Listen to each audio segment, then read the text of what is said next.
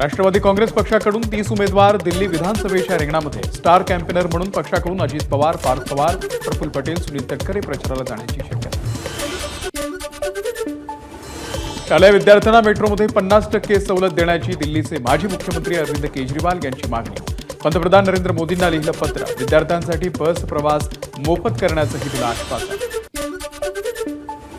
दिल्लीमधल्या प्रगती मैदानावरील भारत मंडपमध्ये इंडिया मोबिलिटी ग्लोबल एक्स्पो 2025 ला सुरुवात. पंतप्रधान नरेंद्र मोदी यांनी केलं उद्घाटन. केंद्रीय मंत्री नितीन गडकरी सुद्धा यावेळी उपस्थित. कार्यक्रमात भारत आणि परदेशातील ऑटो कंपन्या सहभागी. महाकुंभला अंधविश्वास म्हटल्यानं नागा साधू संतापले. 10 ते 15 तरुणी महाकुंभ हा अंधविश्वास असल्याचा प्रचार करत होते. नागा साधूंनी स्टॉलची केली तोडफोड. Video viral. पोलिसांकडून तपास सुरू. 80 स्थलांतरितांना घेऊन मोरोक्कोच्या जवळ स्पेनला जाण्याचा प्रयत्न करत असलेली बोट उलटली. 40हून अधिक पाकिस्तानी नागरिकांचा मृत्यू. अमेरिकेमधील जिल्हा न्यायाधीशांनी भारतीय तरुण साई कंदुलाला तुरुंगवास आणि सुमारे 50 लाख रुपये दंड भरण्याची सुनावणी शिक्षा. 20 वर्षीय साई कंदुलाने मे 2023 मध्ये ट्रकनं व्हाईट हाऊसवरती केला होता हल्ला.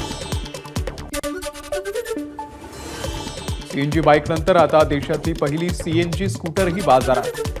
टीव्हीएस कंपनीनं ज्युपिटर स्कूटर ऑटो एक्स्पो 2025 मध्ये केली लॉन्च. ही स्कूटर पेट्रोल आणि सीएनजी वरती चालणार.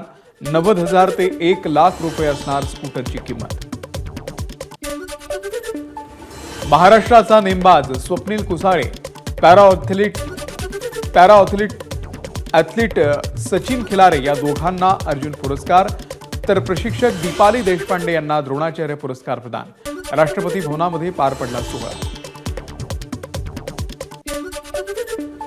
बेळगावमध्ये संगीत मानापमान या चित्रपटाचा विशेष शो आयोजित.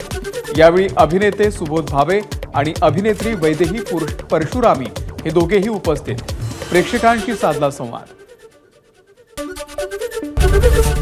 एबीपी माझा, उघडा डोळे बघा नीट.